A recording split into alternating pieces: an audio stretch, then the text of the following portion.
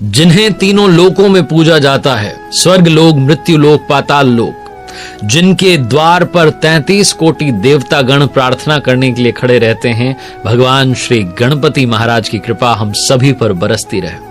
भगवान श्री गणपति महाराज से सीखने वाली बहुत सारी बातें, लेकिन 5 बातें भी अगर आपने भगवान गणेश जी की सीख ली तो आपकी लाइफ में मंगल होना शुरू हो जाएगा। आप देख रहे हैं लर्निंग सीरीज सीखोगे नहीं तो जीतोगे कैसे। मैं हूं आरजे कार्तिक। आइए शुरू करते हैं 5 लर्निंग्स फ्रॉम लॉर्ड गणेशा। पहली लर्निंग बताऊं उससे पहले एक छोटी सी कथा सुनाता हूं। जो धन के स्वामी कुबेर हैं वो पहुंचे एक बार भगवान शिव मां पार्वती से मिलने के लिए कैलाश पर, और उन्हें अपना धन वैभव दिखाना चाहते थे, इसलिए कहा कि आप दोनों हमारे यहां भोज पर आमंत्रित हैं। भगवान शिव माता पार्वती समझ गए कि ये जो है अपना घमंड जो है उसका प्रदर्शन करना चाह रहे हैं, इनके पास में जो खजाना है उसके बारे में बताना चाह रहे हैं। तो उन्होंने कहा हम तो नहीं आ सकते, लेकिन हमारे पुत्र गणेश को लेके जाइए, वो बहुत अधिक भोजन करता है, बस इसका ध्यान रखिएगा। कुबेर जो थे वो अहंकार में थे, उन्होंने कहा कोई बात नहीं, आप भेजिए, हम व्यवस्था कर देंगे, हमारे यहाँ कोई कमी नहीं है। भगवान शिव जी ने कहा देख लो हमारा बेटा बहुत भोजन करता है। उन्होंने कहा कोई बात नहीं, आप भेजिए। जैसे ही गणेश जी वहां पहुंचे कुबेर स्वामी के यहाँ पर, उन्होंने भोजन करना शुरू किया। जितना भोजन पका था सारा खत्म हो गया। जो कुबेर थे उन्होंने आदेश दिया कि और बनाया जाए, और बनाया गया, वो खत्म हो गया। भंडारे में जो बचा था वो भी खत्म हो गया। धीरे धीरे धीरे सारा भोजन खत्म हो गया। कुबेर को समझ में नहीं आया कि अब जो अतिथि आए इनको कैसे तृप्त किया जाए। दौड़ करके पहुंचे वापस भगवान शिव के पास, कहने लगे कि आप सही कह रहे थे, आपका जो पुत्र है वो तो बहुत भोजन करता है, अब क्या किया जाए। तो भगवान शिव ने कहा आप एक मुट्ठी चावल ले जाइए और प्रेम पूर्वक उनको परोसिएगा, वो आपका भोजन स्वीकार कर लेंगे। वो एक मुट्ठी चावल जाकर के गणेश जी की थाली में रखा और गणेश जी का पेट भर गया। ये जो पहली बात मैंने आपको बताई, जो कथा आपको बताई, ये सिखाती है कि गणेश जी का एक तो मुंह बहुत छोटा है, और छोटा मुंह ये बताता है कि कम बोलना चाहिए, नाप तौल के बोलना चाहिए, वहीं बोलना चाहिए जहां वाकई में आवश्यकता है। और दूसरी बात जो है, ये पहली जो कथा है आपको सिखाती है कि जीवन में विनम्रता को लेकर के आइए। अगर आप थोड़ा भी ईगो लेकर के आएंगे तो भगवान भी आपसे प्रसन्न नहीं होंगे, उनको भी विनम्रता ही पसंद आती है। दूसरी कथा बताता हूं और दूसरी लर्निंग आपको बताता हूं जो हमें सीख लेनी चाहिए भगवान गणेश जी से। पौराणिक कथा है कि प्राचीन काल में अनलासुर नाम का एक दैत्य राक्षस था, जिसने स्वर्ग में, धरती में त्राहिमाम मचाया हुआ था। और वो एक ऐसा दैत्य था जो ऋषियों को, मुनियों को, मनुष्यों को जिंदा निगल जाता था। उसके अत्याचार से परेशान होकर के सब जो थे भगवान शिव के पास पहुंचे, जाकर के कहने लगे कि हमें बचाइए। शिव जी ने कहा कि आपकी रक्षा और इस अनलासुर का जो वध है वो हमारा पुत्र गणेश ही कर सकता है। तो गणेश जी को जो है भेजा गया, और गणेश जी ने जैसे ही भगवान शिव ने आदेश दिया, भगवान गणेश जी पहुंचे और जाकर के सीधा अनलासुर को निगल लिया। कहते हैं कि उनके पेट में बहुत जलन होने लगी, और इस परेशानी से निपटने के लिए बहुत प्रकार के अलग अलग उपाय किए गए, लेकिन वो पेट की जलन शांत नहीं हुई। तब जो कश्यप ऋषि थे उन्होंने दूर्वा की 21 गांठें बना करके गणेश जी को खाने के लिए दी, और ये दूर्वा जब भगवान श्री गणेश जी ने ग्रहण की तब जाकर के उनके पेट की जलन शांत हुई। कहा जाता है कि तब से ही भगवान गणेश जी को दूर्वा जो है चढ़ाने की परंपरा शुरू हुई थी। तो दूसरी सीख ये कहती है कि बड़ा पेट होना चाहिए जो पचा ले, बातें पचा ले। कई लोगों के पेट में बात नहीं पचती, और इसी वजह से कई घरों में विवाद हो जाते हैं, कई दोस्तियां टूट जाती हैं, कई रिश्ते बिखर जाते हैं। बात को अपने पास ही रखना हमें सीखना चाहिए, जो कि भगवान श्री गणेश का जो बड़ा पेट है वो हमें सिखाता है कि पचाना भी चीजों को, बातों को आना चाहिए। तीसरी जो बड़ी बात सीखने को मिलती है वो ये है कि बड़े कान जो भगवान गणेश जी के हैं वो हमें सिखाते हैं बहुत ध्यान से सुनना चाहिए। जो ध्यान से नहीं सुनते हैं नुकसान उनका हो जाता है। एक बड़ी प्राचीन कथा है, एक गांव में वृद्ध महिला रहती थी। वो जो माताजी थी वो भगवान गणेश जी की बहुत बड़ी भक्त थी। उनके एक बेटा था, बहू थी घर में, और भगवान की बहुत भक्ति की, तो भगवान प्रसन्न हो गए और दर्शन दिए और कहा कि माताजी मांगिए, आप क्या मांगना चाहती हैं। तो माताजी ने कहा मुझसे तो मांगा नहीं जाता, मैं और क्या मांगू, आप आ गए।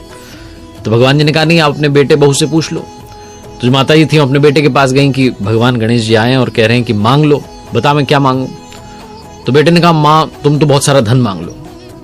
बहू के पास गई तो उन्होंने कहा बहुत सारे जो है सोने चांदी के आभूषण मांग लो।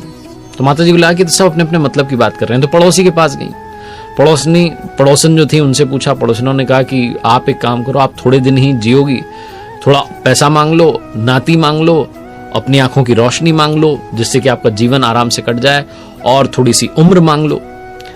तो माता जी ने कहा भगवान गणेश जी से कि अगर आप वाकई में प्रसन्न हो गए और आप मुझे वरदान ही देना चाहते हैं तो आप मुझे 9 करोड़ की माया दें, निरोगी काया दें, अमर सुहाग दें, आंखों की रोशनी दें, नाती दें, पोता दें, और सारे परिवार को सुख दें, और अंत में मुझे मोक्ष दें। तो भगवान गणेश जी ने कहा कि आपने तो मुझे ठग लिया, आपने इतना कुछ मांग लिया, लेकिन फिर भी जो आपने मांगा है, आपको मैंने वचन दिया था आपको सब कुछ मिलेगा। और ये कहकर के वो अंतर ध्यान हो गए। माता जी ने जो कुछ मांगा सचमुच उन्हें मिल गया। तो हम भी प्रभु से ही प्रार्थना करते हैं कि जैसे उनको मिला वैसे हमें मिल जाए। और ये कथा जो इसका सार यही कहता है कि बड़े कान जो होते हैं ध्यान से सुनने की क्षमता लेकर के आते हैं। बड़े कान होने की वजह से वो हर छोटी बड़ी बात को सुनने का प्रतीक है। अगर आप लाइफ में अच्छा मैनेजमेंट चाहते हैं तो हर किसी की बात को बहुत ध्यान से सुनिए।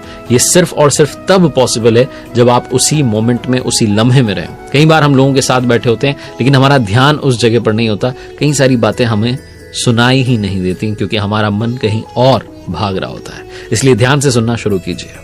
चौथी कथा आपको सुनाता हूं। एक बार गणपति महाराज जो है अपने मुनि पुत्रों के साथ में पाराशर ऋषि के आश्रम में खेल रहे थे और वहां पर तब कुछ नाग कन्याएं आ गई और उनसे कहने लगी कि आप हमारे लोक में भी चलिए, पाताल लोक में।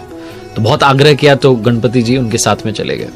और जब नाग लोक में पहुंचे तो नाग कन्याओं ने हर तरीके से उनका आदर सत्कार किया। तभी जो नागराज थे वासुकी, उन्होंने गणेश जी को देखा और देखा कि भाई ये जो मनुष्य है इसका जो सिर है ये हाथी का है। और वो उपहास उड़ाने लगे, मजाक उड़ाने लगे और उनके रूप का अलग अलग तरीके से वर्णन करने लगे। भगवान गणेश जी को क्रोध आ गया। उन्होंने वासुकी के फन पर पैर रख दिया, मुकुट को भी खुद पहन लिया।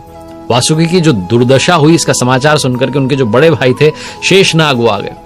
उन्होंने तेज आवाज में कहा कि किसने मेरे भाई के साथ में ऐसा दुर्व्यवहार किया है। जैसे ही उन्होंने गणेश जी को देखा तो तुरंत पहचान लिया, उनका अभिवादन किया और उन्हें उस नाग लोक यानी कि पाताल लोक का राजा घोषित कर दिया। कहा जाता है कि ये जो कथा है तब से ही पाताल के भी स्वामी गणपति जी बन गए। ये कहानी, ये जो कथा है ये सिखाती है कि छोटी आंख जो होती है वो पैनी नजर आपको रखने में मदद देती है। भगवान गणेश जी की आंखें शरीर की तुलना में बहुत छोटी हैं और ये आपको समझाती और सिखाती हैं कि हमारी जो आंखें हैं वो हमारी दूरदर्शिता का सिंबल है। फ्यूचरिस्टिक अप्रोच होनी चाहिए।